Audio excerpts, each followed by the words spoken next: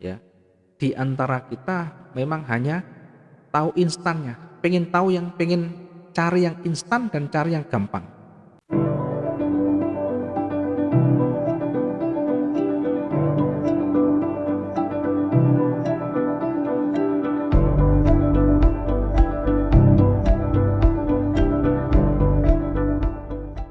Oke, selamat malam dan assalamualaikum warahmatullahi wabarakatuh teman-teman semuanya. Mudah-mudahan hari ini malam ini sehat semuanya, baik yang di dalam negeri maupun di luar negeri, semuanya tanpa terkecuali. Malam hari ini mudah-mudahan semuanya bisa mengikuti materi dari awal sampai akhir dengan baik dan ada selalu ilmu yang kita dapat dari sana. Baik itu terkait dengan teknikal maupun terkait dengan pengalaman yang nanti mungkin bisa di-share ke kelas malam hari ini.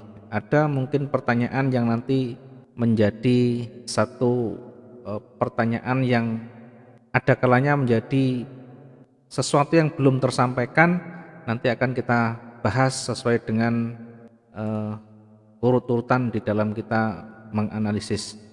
Satu materi yang hari ini akan kita sampaikan masih terkait dengan teknikal karena panjang sekali di teknikal ini, karena itu kita nanti sedikit mencuplik kemudian kita tambah, kemudian kita buka juga nanti sesi pertanyaan.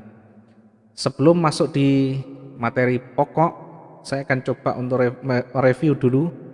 Ada beberapa pertanyaan yang datang dari teman-teman, termasuk di XAU, di EU maupun di GU.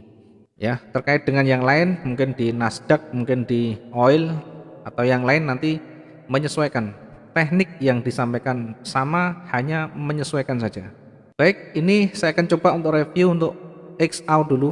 Di XAU pergerakannya kondisinya masih sideways atau berkisaran di antara itu, sehingga teman-teman untuk mengambil peluang seperti ini sangat hati-hati, mengingat kekuatan sama atau kekuatan imbang. Kekuatan imbang itu ditandai dengan buyer dan seller yang sama-sama kuat, ya. Jadi misalkan ini naik kemudian dikembalikan oleh seller dengan posisi yang sama atau hampir sama. Nah, kondisi seperti ini menjadikan buyer maupun seller masih sama-sama kuat. Ya, meskipun ada kelebihan sedikit, namun demikian kalau kita melihat secara umum kondisinya masih di sekitaran ini. Sehingga ini harus tetap nanti kita waspadai. Kalau kita nanti mengambil peluang, pastikan membaca karakter dari beberapa candle yang sudah terjadi, kemudian pastikan candle terakhir yang ganti candle itu dipelajari karakternya. Contoh misalkan kalau kita mengambil dari pagi, kita bisa lihat di sini pergerakan buyer sudah mulai muncul di sana. Ya, kalau sudah mulai muncul buyer, seller tidak tampak di sana, maka fokus kita adalah buy. Terlepas dari yang sebelah kiri yang panjang di sini ada kekuatan seller merah, tidak masalah. Yang terpenting yang terdekat dari running harga kemana arahnya kuat, maka di situ kita akan ikuti. Ya, sementara ketika sudah mulai ada penolakan seperti ini, maka kita perlu waspada. Bisa saja di area di sini adalah area resisten yang berpeluang untuk terjadi market yang akan berbalik. Ya, terbukti ada beberapa candle yang ternyata berada di area di sini ditolak, kemudian betul-betul setelah merah ini turunnya lumayan panjang. Kalau dari titik pembukaan ada sekitar 300, ya. Kemudian dilanjut lagi, turun lagi, ini sampai di bawah ada 300 lagi. Meskipun setelah terbentuk warna merah ini kita juga mesti hati-hati. Walaupun posisinya seller warna merah, sekali lagi saya selalu sampaikan, fahami karakter candle yang terakhir. Karakter candle yang terakhir dengan cara membaca candle itu seperti apa. Yang pertama dibaca dari bodinya dulu. Bodinya kecil, kemudian sumbunya bagaimana? Sumbunya yang di atas ya tidak terlalu panjang, yang di bawah panjang. Artinya sumbunya lebih panjang daripada ekornya. Berada di mana sumbunya? Sumbunya berada di bawah. Artinya penolakan buy cukup kuat di sana. Kemudian yang buyer juga demikian, ditolak lagi oleh seller. Apakah ini pertanda buyer? Iya. Tetapi ini kan warna merah, betul warna merah. Sehingga dua-duanya kita mesti waspadai kondisi seperti ini. Kalau kita sell, hati-hati di sini ada ekor. Berarti target kita kalau sell ya sekitar ekornya. Di sekitar di sini. Kemudian kalau kita berpikir tentang buy, ini hati-hati juga karena ada merah yang berjajar dua. Memang tren kecilnya naik, tetapi ada merah yang terakhir, tetap kita waspadai. Nah, kemudian bagaimana cara kita entry-nya? Ya, cara entry-nya kita bisa manfaatkan dari penerusan sell, kemudian nanti hati-hati dengan penolakan buyer. Yang penting kalau kita ngambil posisi sell, targetnya cukup sampai di ekornya. Kemudian diperhatikan waktunya, berapa menit bergeraknya, sudah berapa lama dia bergerak. Kalau sudah menit-menit yang mendekati stabil, 30 menit ke atas, posisinya merah sudah dihabisi, berubah menjadi ekor, berubah menjadi sumbu, kemudian sudah terbentuk bodi hijau yang mulai tebal, kemudian naik lagi, kemudian turun sedikit, naik lagi, turun sedikit. Kita bisa manfaatkan di sana untuk entry buy sesuai dengan tekanan ke atas. Tentu dengan kondisi yang harus melihat celah di sana. Misalkan ketika dia sudah mulai tebal, maka kita tidak boleh entry buy di sana. Kalau kita mau mengambil buy posisinya tebal ke atas, tidak boleh mengambil buy. Yang boleh kita ambil ketika ini ada koreksi begini, kemudian di atas ada ekor, baru kita boleh entry buy. Kalau ini posisinya tebal, maka kita bisa lakukan atau bisa mengambil peluang dari koreksi turun atau sell di sana.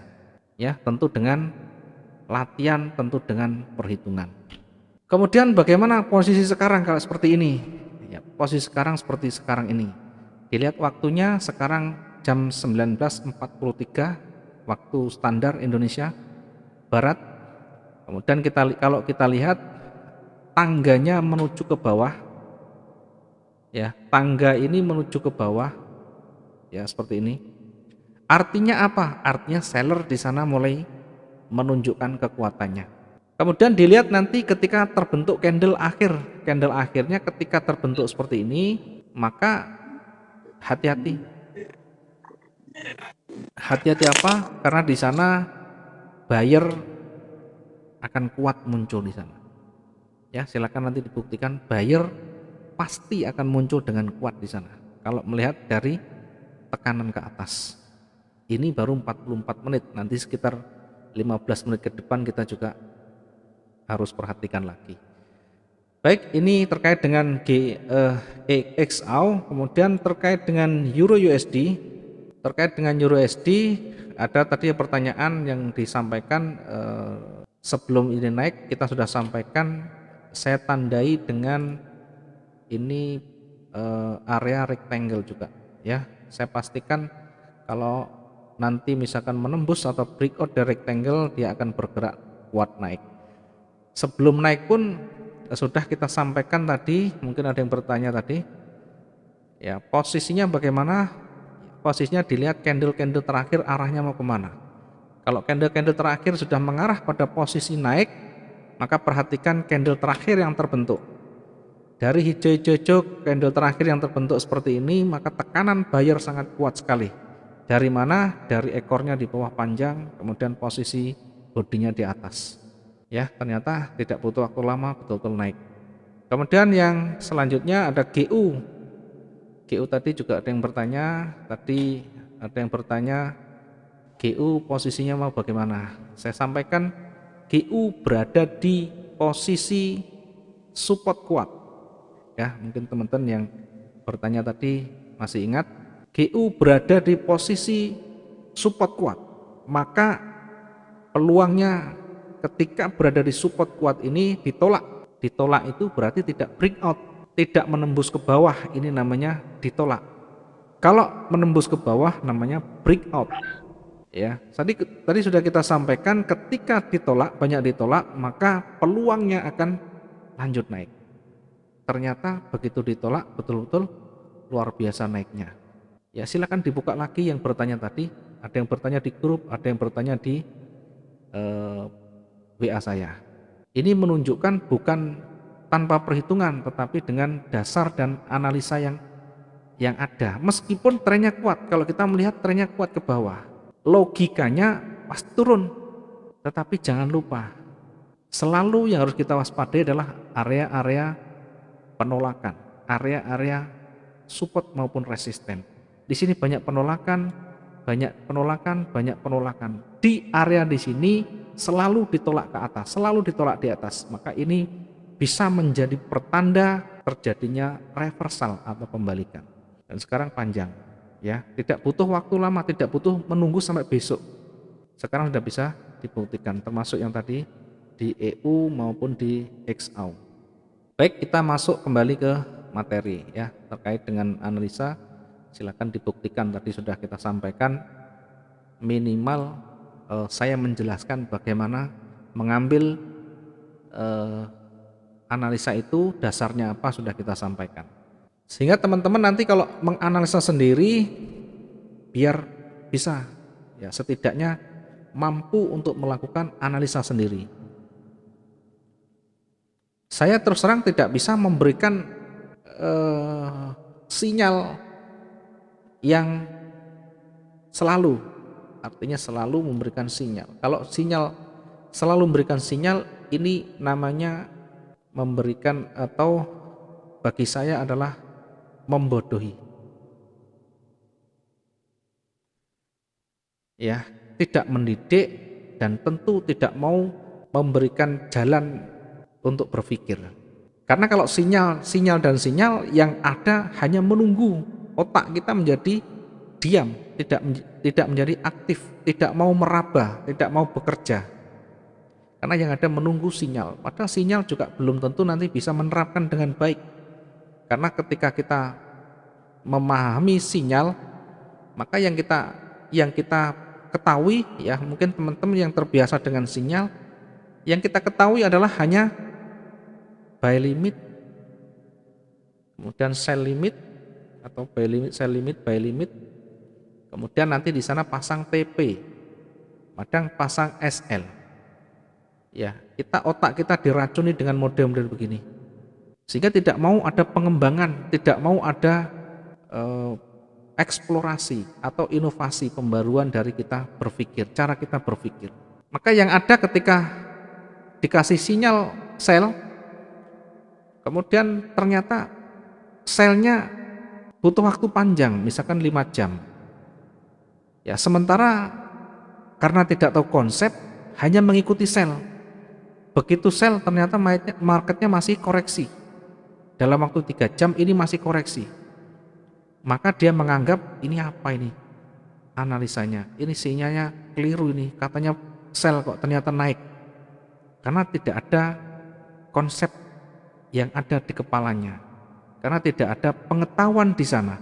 Ya, sementara untuk memahami semuanya ada prosesnya, harus memahami bagaimana menerapkan recovery, bagaimana menerapkan yang namanya pembatasan resiko. Yang ditunggu adalah terjemputnya TP dan SL. Ya, selagi belum SL kejemput maka ditunggu, hanya menunggu dan berdoa, menunggu dan berdoa. Ya, silakan teman-teman yang mungkin dulu pernah berlangganan analisa seperti itu, berlangganan sinyal seperti itu, saran saya tidak usah mengikuti yang begini-begini. Karena ini adalah satu pembodohan dan menjadikan kita tidak mau berpikir yang aktif nanti. Sehingga muncul nanti sinyal ini menjadi bisnis. Sinyal ini menjadi komoditas bisnis. Ya. Karena kita tidak memahami konsepnya, yang ada hanya mengikuti, dianggap memberikan satu screenshot atau testimoni, ini sinyalnya bagus, ini prosentasinya untuk profit sekian, karena dagang. dagang. Jadi sinyal ini sudah menjadi komoditas, barang dagangan. Maka dijuallah ini sinyal ini. Bisa nanti berlangganan, harian, bulanan dan sebagainya. Ya, mohon maaf saya tidak menyalahkan mereka karena kenyataannya ya di antara kita memang hanya tahu instannya, pengen cari yang instan dan cari yang gampang. Maka yang ada menunggu atau bahkan membeli sinyal tadi. Yang terjadi apa ketika kita menginput ya mungkin sinyal diberikan hari ini buy limit di angka sekian, hari ini sell limit di angka sekian. Oke, TP sekian, SL sekian. Nanti ada perubahan harga, close buy limit ganti pasangan lagi apalagi. Misalkan out USD. Buy limit, sell limit dan sebagainya. Sementara yang menjadi pilotnya di sana hanya menyampaikan begini sudah, nanti uangnya mengalir karena ada komoditas ini. Nah, saya mengajak untuk aktif dan selalu belajar mandiri. Tujuannya untuk apa? Untuk kita sendiri. Tujuan untuk kita ke depan, karena ini bermanfaat dan terus akan berguna sampai seterusnya. Kalau kita tahu ilmunya, tahu tekniknya, maka akan jauh lebih gampang nanti.